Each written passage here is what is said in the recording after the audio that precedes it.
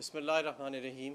तमाम मीडिया के ख़वातीन और हज़रात का शुक्रिया जो आज शॉर्ट नोटिस पे आए। आज मैं मईशत पे बात करना चाहता हूँ क्योंकि मईशत की जो सूरत हाल है वो कोई हमारी सियासी मुल्क की जो सूरत हाल है उससे कुछ ज़्यादा मुख्तलिफ नहीं है और दिन ब दिन गंभीर होती जा रही है। सबसे पहले तो ये कि 4 अफसाने इस मुल्क को सुनाए गए मईशत के हवाले से, जिनका सच से कोई ताल्लुक़ नहीं था और वो सिर्फ़ अपनी नालायकी, ये जो इम्पोर्टेड हुकूमत है इसने अपनी नालायकी छुपाने के लिए की है। सबसे पहले ये आया, इन्होंने कहा जी मुल्क दिवालिया के करीब खड़ा है। मैं पूरी ज़िम्मेदारी से दिल पे हाथ रख के कहता हूँ कि तहरीक अदम एतमाद आने से पहले कोई कोई 0% चांस था मुल्क के दिवालिया होने का। कोई ऐसी पेशन गोई नहीं थी, कोई ऐसी रिपोर्ट नहीं थी जो बताए कि मुल्क के अंदर कोई माशी बदहाली या माशी क्राइसिस आने वाला है। हम 6% सालाना के हिसाब से तरक्की कर रहे थे और इस वक्त अगले साल का जो हमारा टारगेट था वो 7 से 8% इकनॉमिक ग्रोथ का था। लेकिन आज सूरत हाल बड़ी मुख्तलिफ है। आज कहा जा रहा है कि 0.6% भी मौजूदा साल की अगर इकनॉमिक ग्रोथ का, तरक्की की रफ्तार हो जाए तो बड़ी बात है। तो पहला अफसाना तो ये था कि मुल्क दिवालिया के करीब है। हालांकि तहरीक अदम एतमाद आते जब आ रही थी तो मुल्क के दिवालिया होने का दूर दूर तक कोई अंदेशा नहीं था। दूसरा, कौम को ये बताया गया कि ये फ्यूल की सब्सिडीज़, यानी ये तेल महंगा नहीं किया इमरान खान ने तो उसकी वजह से क्राइसिस आ गया है। जब अपने दौरे अपोजिशन में थे तो कहते थे जी महंगाई बड़ी कर दी है, तेल बड़ा महंगा कर दिया है। जैसे ही इक़्तिदार में आए तो कहा जी तेल महंगा नहीं किया इमरान खान ने। तो मैं उसकी भी आज आपको हकीकत बताऊं कि इमरान खान जो सब्सिडी दे रहे थे तेल पे, वो आपके बजट का 2% था। जो पूरा सालाना बजट बनता है ना वफाक का, उसका 2% था। और आपकी मईशत का जो पूरा हुजम है उसका 0.2% था। लेकिन उसके ऊपर बयानियाँ बनाने की कोशिश की गई अपनी नालायकी को छुपाने के लिए। अभी मैं आपको बताता हूँ उन्होंने किया क्या। फिर तीसरा अफसाना ये बताया गया कि कतर से कोई बड़े पैसे आ रहे हैं, कोई बड़े डॉलर आ रहे हैं। अब तो बाकायदा हमें पता लग गया है कि कतर से कुछ नहीं आ रहा। वो जितनी बातें थीं वो लॉन्ग टर्म इन्वेस्टमेंट की, शायद होएं शायद ना हो, ये खाली हाथ वापस आए। और जिस तरह कतरी ख़त एक वो पनामा लीक्स के अंदर एक अफसाना निकला था, उसी तरह ये कतरी इन्वेस्टमेंट भी और कतरी डॉलर भी एक अफसाना निकले। चौथा जो झूठ बोला गया और अफसाना बोला गया कौम के सामने, वो कहा गया कि जी IMF की डील जब होएगी तो फिर तरक्की की राहें खुल जाएंगी, फिर डॉलर 180 का हो जाएगा, फिर बहुत ज़्यादा सूरत हाल जो है वो बेहतर हो जाएगी। तो आपने देखा कि IMF का मुआहदा तो हो गया है, लेकिन डॉलर रोज़ 1.5 से 2 रुपये डिप्रीशिएट कर रहा है और मज़ीद महंगाई में इजाफ़ा होता चला जा रहा है। हम जब छोड़ के गए थे तो महंगाई जो थी वो 11-12% के करीब थी। इन्होंने कहा बजट के दौरान कि महंगाई अगले साल 11.5% होगी। मैंने उस वक्त भी प्रेस कॉन्फ्रेंस की और मैंने कहा कि ये 20 से 30% होगी। आज ये ख़ुद कह रहे हैं, स्टेट बैंक भी कह रहा है कि महंगाई 29.5% होगी। ये है CPI। अगर सेंसिटिव प्राइस इंडेक्स देखें जिसमें खाने पीने की अशिया और दूसरी एनर्जी शामिल है तो वो 45% होगी और ये मज़ीद अभी आगे की तरफ बढ़ रही है। तो ये जो कौम की आंखों में धूल झोंका गया और फिर टीवी पे आके ऐसे बताते हैं कि जी अदाकारी करके कि क्या बात है जी, ये बड़ा हम पे प्रेशर था, इमरान खान दिवालिया के करीब छोड़ गया, हमने तो इस मुल्क को बचा लिया, हम बड़े मुहिब्बे वतन हैं। बिजली की कीमत बतदरीज बढ़ती चली जा रही है। जितना इन्होंने पेट्रोल बढ़ाया इमरान खान ने अपने 3.5 साल में नहीं बढ़ाया। जितनी ये बिजली और गैस अभी तक बढ़ा चुके हैं इमरान खान ने 3.5 साल में नहीं बढ़ाई। जितना रुपया डी वैल्यू हो चुका है 42 रुपये सिर्फ 5 माह में, इतना इमरान खान के 3.5 साल में नहीं हुआ। जितना ये कर्ज ले चुके हैं 7,500 अरब, पाकिस्तान की तारीख का सबसे तेज़ी से बढ़ता हुआ कर्ज इस इम्पोर्टेड हुकूमत के दौर में है। 88 अरब रुपए यौमिया के हिसाब से हमारा कर्ज बढ़ रहा है और कहने को ये आए थे बड़ा कॉम्पिटेंट बन के और बड़ा तजर्बाकार बन के। तो ये आपके सामने सारी सूरत हाल है जो मैंने पेश की। अब आप ये देखें कि जो आम अशिया हैं जिसके अंदर सबसे ज़्यादा जो आजकल लोगों को शशोपंज है वो बिजली के बिल्स पे है और होना भी चाहिए। जून के महीने में मिफ्ता इस्माइल साहब ने और ये सारी इकनॉमिक टीम ने ज़रूरत से ज़्यादा तेल मंगा लिया। वो ज़रूरत से ज़्यादा तेल जब आलमी मंडी अपने पीक पे थी उस वक़्त आया और 248 रुपये डॉलर के against LCR national bank of Pakistan ने उसकी रिटायर की इनके नाक तले। जिसकी वजह से आलमी मंडी में कीमतें नीचे जा रही हैं लेकिन पाकिस्तान में ऊपर जा रही हैं। फिर इन्होंने PDL लगाना शुरू कर दिया, आमदन कमानी शुरू कर दी, जिसके लिए हमें रोकते थे वो काम इन्होंने खुद कर दिया। हमने तो ये काम नहीं किया था, पर आपने ये काम शुरू कर दिया है। अब मुझे आप ये बताएं कि मईशत तो संभल नहीं रही, IMF का प्रोग्राम भी हो गया, ये जो फ्यूल सब्सिडीज़ थी वो भी ख़त्म हो गई, इमरान खान भी चला गया, कतर से भी आप हो आए, सारी आपने कीमतें भी बढ़ा रही, लेकिन मईशत तो संभल नहीं रही। तो मईशत इसलिए नहीं संभल रही कि नंबर एक तो आपके पास अहलियत नहीं है। इनके वुज़रा सिर्फ, अभी भी मिफ्ता इस्माइल साहब ने प्रेस कॉन्फ्रेंस की, कौम इस वक्त महंगाई के बोझ तले मर रही है, इस वक्त आपकी मईशत डूब रही है। आज भी रुपया 1.5 से 2 रुपये अपनी कदर खो बैठा IMF की डील के बावजूद, और मिफ्ता शाह साहब आज आए हैं, फरागोगी के ऊपर इल्ज़ामात लगाए हैं और कहा कि उस्मान बुज़दार ने 14 लाइसेंस बेच दिए। ये इल्ज़ाम लगा दिया जी। ये आपका वज़ीर ख़जाना या मुशीर ख़जाना साहब जो हैं, ये उनकी कारकर्दगी है, ख़ुद कुछ कहने को नहीं है, अपनी कारकर्दगी दिखाने को नहीं है। और बिजली और गैस के वज़ीर तो सामने आते ही नहीं हैं, यानी बिजली एक तो आ ही नहीं रही। हमारे दौर में तो कभी लोड शेडिंग नहीं हुई। अब बताएं ना, आए थे, कहा था कि जी पावर प्लांट बंद पड़े थे, हमने सारे चला दिए। बिजली किधर गई है? बिजली मैं आपको बताता हूँ किधर गई है। महंगे तरीन पावर प्लांट लगाए गए, इम्पोर्टेड ईंधन पे, इम्पोर्टेड गैस पे, इम्पोर्टेड कोयले पे, जो आज बंद पड़ी हैं, उनके कई 100 अरब रुपए माहाना कैपेसिटी पेमेंट्स जा रही हैं। वो लगाए, आवाम पे बोझ डाला, बिजली की कीमत बढ़ाई, अब उनको बंद कर दिया और कह रहे हैं अब हम 10,000 मेगावाट के सोलर प्लांट लगाने जा रहे हैं, अब उनका बोझ डालेंगे। क्या उसमें भी अब टांका लगेगा, जिस तरह कौम को टांका आपने पहले लगाया था? तो मेरे दोस्तों साथियों, ये मईशत जो है ये तो संभल नहीं रही इनसे, और ये जो मर्ज़ी कर लें ये नहीं संभलेगी। उसकी बुनियादी वजह ये है कि इस मुल्क के अंदर एक तो अहल हुकूमत नहीं है, मुंतखब हुकूमत नहीं है, 85 जमातों वाला एक टोला जो है वो 350 के ऊपर हावी बैठा हुआ है। दूसरी वजह ये है कि इनका जो सारा का सारा दारोमदार है वो सियासत की तरफ है। सियासी अदम इस्तेकाम है मुल्क में, सबको पता है कि किस शहरी को उठाना है, किस पे तशद्दुद करना है, कौन सा चैनल बंद करना है, यूट्यूब कब बंद करनी है। इनके सारे वज़रा तो इन कामों पे लगे हुए हैं। आवाम को रिलीफ पहुंचाना इनके बस का तो काम नहीं है। ये तो, और इंतखाबात इन्होंने कराने नहीं, उससे ये भाग रहे हैं क्योंकि इन्हें पता है कि इंतखाबात कराए तो इमरान आ जाएगा।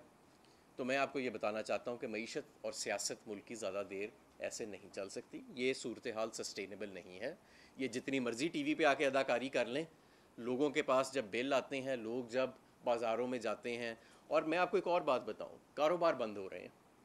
आपने देखा अमरेली स्टील बंद हो गई, टोयोटा इंडस मोटर बंद हो रही है, आपके बड़े बड़े जो प्लांट्स हैं वो बंद हो रहे हैं, और ये हर तरफ यही हाल फैला हुआ है कि जो सनत इमरान खान के दौर में माल पूरा नहीं कर पा रही थी और उसको हम सस्ती बिजली के पैकेजेस दे रहे थे, जिसकी वो आज फ्यूल कॉस्ट एडजस्टमेंट इनके इंपोर्टेड ईंधन वाले प्लांट्स की वजह से, इनके महंगे ख़रीदे हुए ईंधन की वजह से उसके नीचे दब रही है। डिमांड नहीं है इकोनॉमी के अंदर, कैश की सर्कुलेशन ख़त्म हो चुकी है, उसके नीचे दब रही है। और वो ये जो डॉलर का रेट है, अब इस वक्त स्टेट बैंक ऑफ पाकिस्तान ने दोबारा अनऑफिशियली जो प्राइवेट बैंक्स हैं उनकी LCs रिटायर करने से इनकार कर दिया है। यानी प्राइवेट बैंकों को रोका जा रहा है, रुकावटें डाली जा रही हैं कि आप इंटरबैंक मार्केट से डॉलर्स ना खरीदें। तो ये जब मुल्क को आप इस नहज पे ले आए, और ये वो मुल्क था जो 6% पे ग्रो कर रहा था, जहाँ पे 16 रुपये का बिजली का यूनिट था, जहाँ पे कोई लोड शेडिंग नहीं थी, जहाँ पे दूर दूर तक कोई दिवालिये का निशान नहीं था, सिर्फ एक शख्स को निकालने के लिए, क्योंकि वो खुददारी की बात करता था, सिर्फ एक बैरूनी आका की ख्वाहिश को पूरा करने के लिए पूरी मईशत को और पूरी आवाम को आज कीमत अदा करनी पड़ रही है, उस गलती की और उस मिस असेसमेंट की। तो मैं समझता हूँ कि हालात जिस तरफ आगे जा रहे हैं, ये अब एक कौमी फरीज़ा बनता जा रहा है कि इस हुकूमत को घर भेजा जाए। ये बात अब सिर्फ सियासत की नहीं है, बात मईशत की भी है। और मैं जिस कारोबारी महफिल में जाता हूँ, मुझसे सिर्फ एक सवाल होता है कि ये लोग घर वापस कब जाएंगे। किसी कारोबारी आदमी से आप पूछें तो वो आपको बताएगा कि किस बुरी तरह से मईशत को हैंडल किया गया, किस बुरी तरह से। 2 महीने तो इनसे यही फैसला नहीं हुआ कि इन्होंने IMF के पास जाना है कि नहीं जाना। फिर 2 महीने बाद इन्होंने कौम को ये बयानियाँ देना शुरू किया कि IMF के पास ना आ गए तो दिवालिया हो जाएगा। आज चले भी गए हैं, हर चीज़ महंगी कर भी दी है, फिर भी मईशत नहीं संभल रही। फिर भी आज आपके पास फाइनेंसिंग पूरी करने के लिए पैसे जो हैं उनका बंदोबस्त नहीं हो रहा, और YouTube बंद हो रही है और लोगों को पकड़ा जा रहा है, कभी एक चैनल बंद, कभी दूसरा चैनल बंद। ये आँख मचोली का खेल खेला जा रहा है शहरी हकूक़ के साथ। लेकिन मईशत जो है उसका दूर दूर तक हो गया। आटा महंगा, घी महंगा, बिजली महंगी, गैस महंगी, हर चीज़ महंगी, बिजली है नहीं, 50 रुपये यूनिट, 54 रुपये यूनिट, आम आदमी कहाँ से बिजली दे। और इनके वज़रा दिलचस्पी भी नहीं रखते। हमने तो 1 रुपया बढ़ाना होता था, हफ्ता हफ्ता उसकी तैयारी होती थी कि कैसे उसको स्ट्रक्चर करें कि आम आदमी पे उसका बोझ ना आए। फिर डर डर के काबीना में लेके जाते थे, क्योंकि इमरान खान साहब जो है वो, उनकी पूरी काबीना जो है इमरान खान साहब समेत, वो उनकी कोशिश होती थी कि कोई भी बोझ ना डाला जाए आवाम के ऊपर। यहाँ पे तो बैठे बैठे पता लगता है सर्कुलेशन से समरी है, ये 5 रुपये बिजली बढ़ा दो, 53% गैस बढ़ा दो, लोड शेडिंग कितनी आ रही है कितनी जा रही है कोई पूछता ही नहीं अब। यानी हमारे दौर में 1-2 घंटे के लिए लोड शेडिंग चली जाती थी तो रात को टॉक शोज होते थे कि जी एलएनजी नहीं खरीदी, ये कर दिया जी, वो कर दिया जी। आज दिन में 12-12 घंटे बिजली नहीं आती, और जिस टाइम पे बिजली आती है तो 55 रुपये का यूनिट है। लेकिन खौफ का ये आलम है कि अब सवालात नहीं हो रहे। लेकिन बहरहाल हम तो सवाल करने के लिए तैयार हैं, और हम इंशाल्लाह ताला करते रहेंगे। और हम ये भी इस हुकूमत को बता दें कि जिस तरीके से आपने मईशत का कत्ल किया है, आपने इस मुल्क के शहरी हकूक़ का तो कत्ल किया है, आप उसके कातिल तो हैं।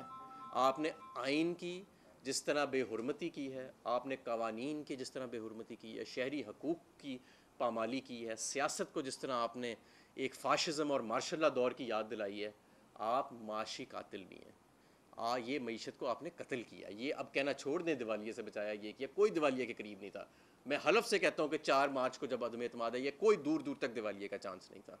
ये आपकी वजह से ये मुल्क यहाँ इस नहज तक पहुँचा है। तो अभी भी इनके पास सलाहियत नहीं है, और जितनी जल्दी ये घर जाएंगे और जितनी जल्दी आम इंतखाबात होंगे, उतनी जल्दी हम नुकसानात से रिकवरी अपनी शुरू कर सकते हैं। खुदा ना खास्ता हम दोबारा जिस डगर पे चल पड़े हैं, वो टाइम दूर नहीं है कि जब हम पॉइंट ऑफ नो रिकवरी से आगे चले जाएंगे। एक पॉइंट आता है कि जब आपके पॉलिसी एक्शंस इनफेक्टिव हो जाते हैं, जब जो भी हुकूमतें करें, इंटरेस्ट रेट्स को ऊपर नीचे करें, या स्टेट बैंक इंटरवीन करे फॉरेन एक्सचेंज मार्केट्स के अंदर, या आप बजटरी मेजर्स, फिस्कल मेजर्स लें, ये मेजर्स फिर नाकाफ़ी रह जाते हैं, और हम उसके दिन ब दिन करीब तर पहुँचते जा रहे हैं। इस वक्त मार्केट सेंटिमेंट टर्न नहीं हुआ आपके IMF के अंदर जाने से, क्योंकि आपने बीमारी का डायग्नोज ही ठीक नहीं किया।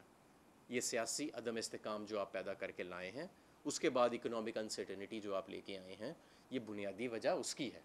तो इस वक्त अना अपनी छोड़ दीजिए, वरना आपको इस मुल्क से निकालने के लिए, इस हुकूमत से निकालने के लिए, ये ना हो कि सियासत को मज़ीद कशीदगी की तरफ सियासत चली जाए, उससे और ज़्यादा नुकसान जो है वो होगा। जी सवाल आज 54 रुपये का। हाँ जी।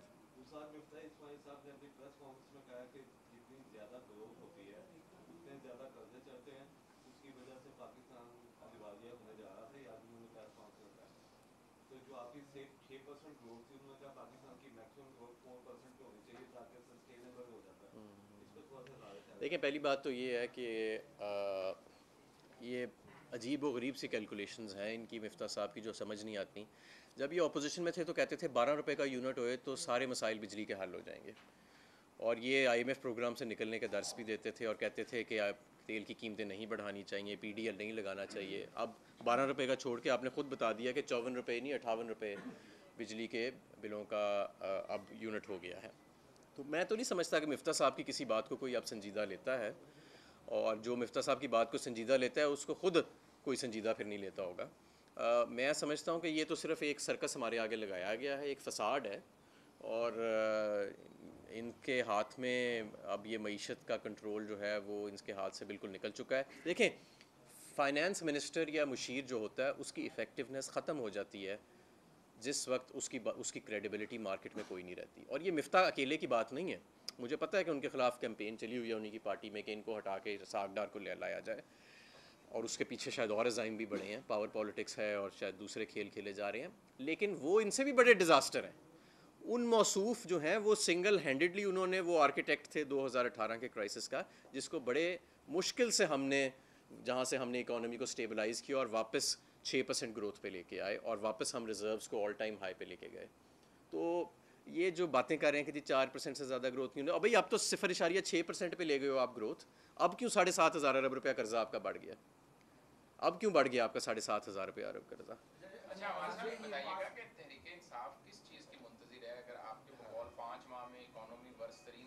चली गई है, ग्रोथ 6 से 0.06 पे चली गई है, रुपया नीचे चला गया है, डॉलर ऊपर चला गया है, बिजली का यूनिट 50 प्लस पे चला गया है। कितना मजीद इंतज़ार करेंगे कि आवाम की जब चीखें निकले तो फिर ही तहरीक इंसाफ अगर अमली तौर पर कुछ करना चाहती है, या किसी इशारे का या किसी और चीज़ देखें, ये इस कौम की खुशकिस्मती है कि इसका लीडर एक पुरअमन जमहूरी रवायात में यकीन रखने वाला और आइन और कानून में यकीन रखने वाला इमरान खान है। जितनी पॉपुलैरिटी आज इमरान खान की है और जिस तरह एक ट्वीट के ऊपर सुबह 2 बजे इमरान खान के लोग बाहर निकलते हैं, अगर इमरान खान का जहन फाशिस्ट होता इन लोगों की तरह तो अब तक इस मुल्क के अंदर खूनी इनकलाब आ चुका होता। अगर खून खराबे को इस वक्त कोई चीज़ रोक रही है तो वो इमरान खान की पुरअमन शख्सियत, इमरान खान का जो आइन और जमहूरी रवायात के साथ लगाव है, और सबसे बढ़ के कानून और रूल ऑफ लॉ की जो वो बात करते हैं। हम नहीं चाहते कि मामलात को उसने, वरना क्या मुश्किल है, KPK में और पंजाब में हमारी हुकूमत है, इमरान खान एक कॉल दें पूरा पाकिस्तान बंद हो जाता है।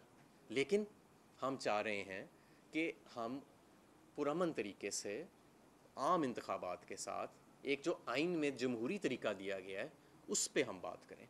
देखें, अगर आप लोगों को एक दीवार के साथ धकेलेंगे, और अब इमरान खान को और उनके साथियों को जो जो आपने धकेला है वो तो सबको पता है, लेकिन अवाम को भी धकेला जा रहा है।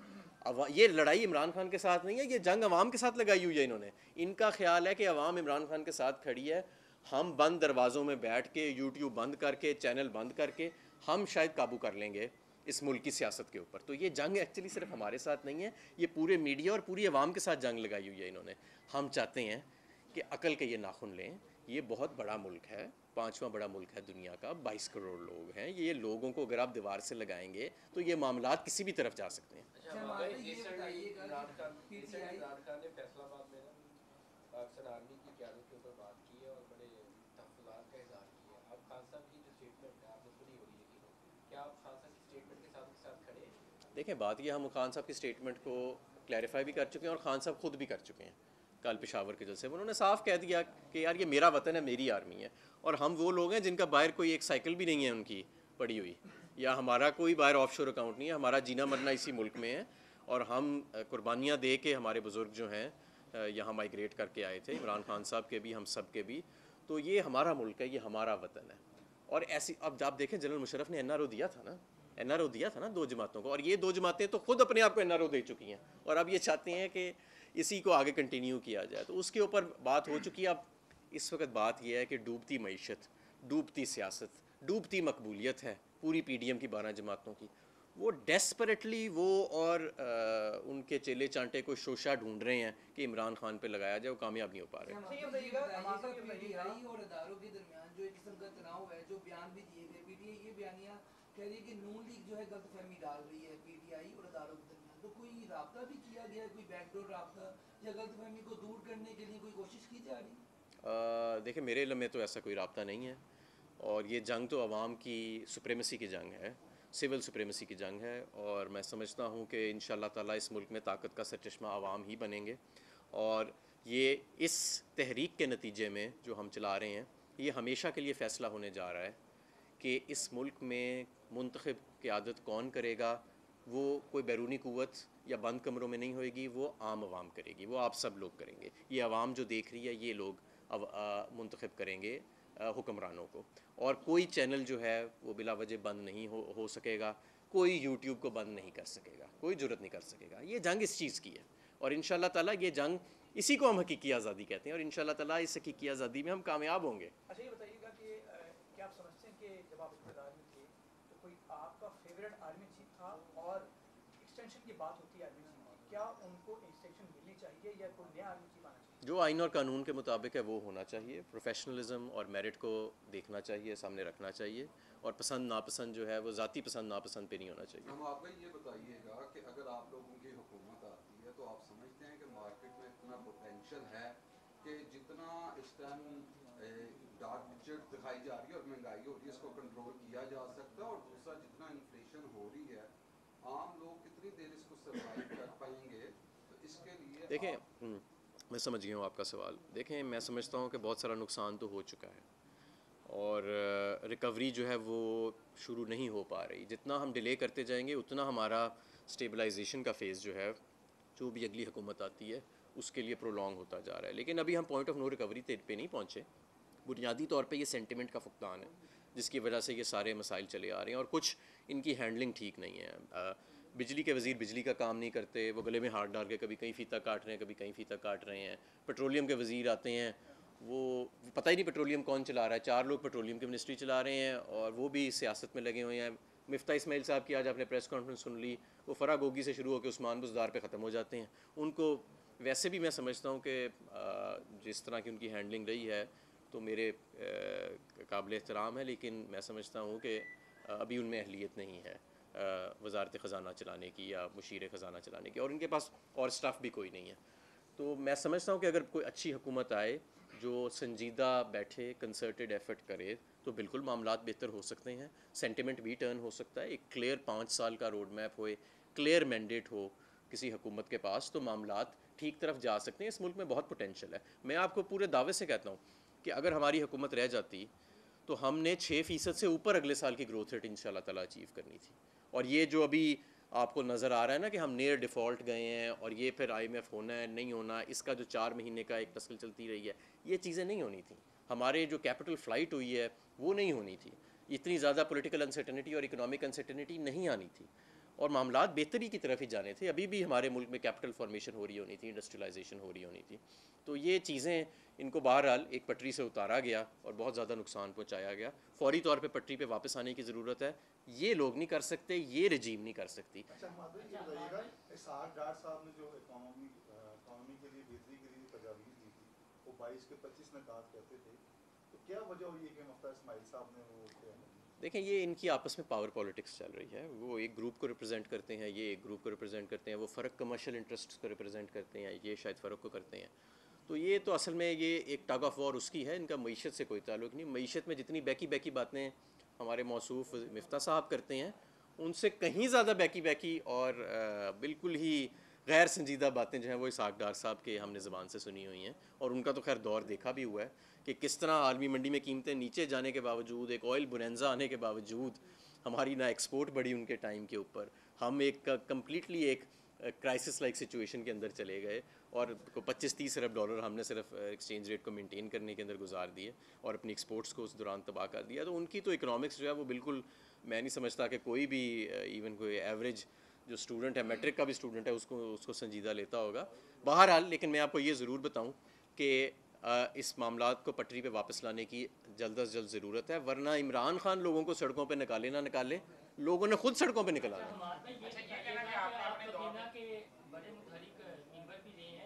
जब जनरल कियानी को एक्सटेंशन दी गई थी जरदारी हुकूमत में, तो ये कहा गया था मुल्क नाजुक तरीन हालात से गुजर रहा है, ऑपरेशन राहदार जारी का। जब आपकी हुकूमत में जनरल बाजवा को एक्सटेंशन दी गई तो तब भी ये कुछ आपके वज़रा ने कहा कि नाजुक तरीन हालात ऐसे हैं। अब आप ये बताइएगा, आधा मुल्क सैलाब में डूबा हुआ है, उधर से तालिबान वाला इशू उठा हुआ है, इंडिया का इशू उठा हुआ है, अमेरिका का इशू है, तो अब उससे ज़्यादा हालात नाजुक नहीं है। और क्या समझती हैं कि अगर मौजूदा हुकूमत फैसला कर देती है 1 साल मुद्दत में मज़ीद एक्सटेंशन की, तो आपका मौक़िफ़ क्या होगा पार्टी वाइज? और जब आपने दी थी तो तब कोई बहस हुई थी कि हमें देनी चाहिए? देखिए, इस वक्त जो सियासी कशीदगी मुल्क के अंदर मौजूद है वो पहले मौजूद नहीं थी, और मैं समझता हूँ कि आर्मी के अंदर बड़ा स्मूथ ट्रांजिशन ऑफ पावर का मेकनिज़म मौजूद है। और जो एक्सटेंशंस होती हैं वो बहुत इस तरह हमने भी बिल्कुल की हैं, इन्होंने भी की हैं, लेकिन बार बार एक्सटेंशन से इदारे ही अंडरमाइन होते हैं। और हमें जो एक रूल बुक के तहत हमें चलना चाहिए, और बल्कि मैं तो ये कहूँगा कि इन चीज़ों को कोडिफाई कर देना चाहिए, इनके लिए कवानीन बना देने चाहिए कि किन सूरत हाल में ये होनी चाहिए एक्सटेंशन, किस सूरत हाल में ये नहीं होनी चाहिए। इस तरह ये मामला, इसको सियासत की नज़र नहीं कर देना चाहिए। अच्छा हमारे साहब, ये मुखालिफिन का भी कहना है कि आपने अपने दौर में LNG दरामद नहीं की, जिसकी वजह से ये सारी चीज़ें और ये जो क्राइसिस है इसको एक वजह बताया जाता है, क्या है? देखिए, हमारे दौर में तो अगर हमने नहीं की थी तो हमारे दौर में तो ऐसा कोई क्राइसिस नहीं आया, फिर हमारे दौर में ही आ जाता ना।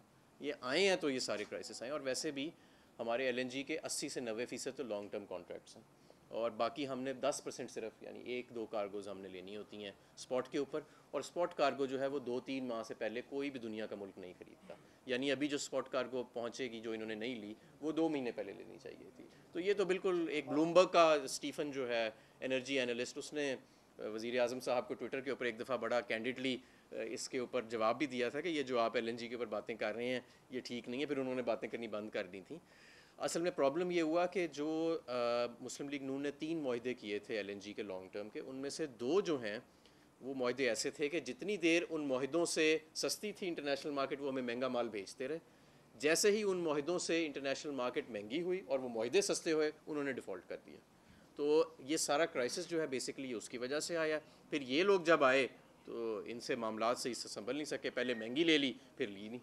अच्छा, हम आपको ये बताएं कि जो इमरान खान का 4 से 5 केसेस चल रहे हैं, अगर उनकी नकली होती है तो पीटीआई जो बात का नाम है वो बताए जरा कि इमरान खान के PTI बाद कौन होंगे जो लीड करेंगे।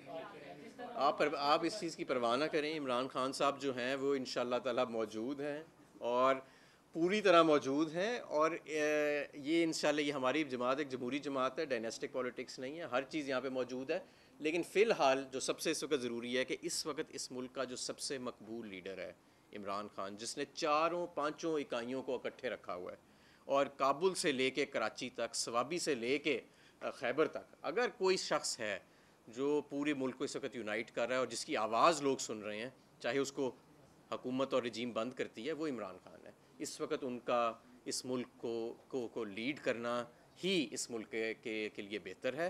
इसके अलावा अगर कोई भी ये फार्मूला निकाला जाता है या कोई चलाकी दिखाई जाती है तो फिर नुकसान की तरफ हम जाएंगे। तो हालात बिल्कुल नाजुक हुए हैं सियासी, और PDM और नून लीग तो वैसे ही बिल्कुल, तो इन हालात में क्या नवाज शरीफ की वापसी मुमकिन नज़र आ रही है? मैं आपको बताऊं, नवाज़ शरीफ की वापसी हो या ना हो, नवाज़ शरीफ साहब किस्सा माजी हो चुके हैं। उनकी आवाम के अंदर कोई मकबूलियत नहीं है, ना उनके ख़ानदान की अब मकबूलियत रही है। उनकी जमात इस वक्त पाकिस्तान की सबसे काबिल नफ़रत जमात है। तो मेरे ख्याल में तो ये एजेंडा ही नहीं है। ये जो लोग बात करते हैं आए ना आए, वैसे तो उनको आना चाहिए और अपनी सज़ा पूरी काटनी चाहिए। ये तो कोई तरीका नहीं है ना कि आपने साइकिल चोरी करने वाले को अंदर डाला हुआ है और जिसके ऊपर अरबों रुपए के इल्ज़ाम थे, वो हैरड्स में शॉपिंग कर रहा है और कहता है नाइट्स ब्रिज और हाइड पार्क में शाम को वॉक करता है। तो ये तो कोई एक्चुअल तौहीन अदालत तो ये है। तो मेरा ख्याल उनको वापस तो आना चाहिए और अपनी सज़ा पूरी करनी चाहिए।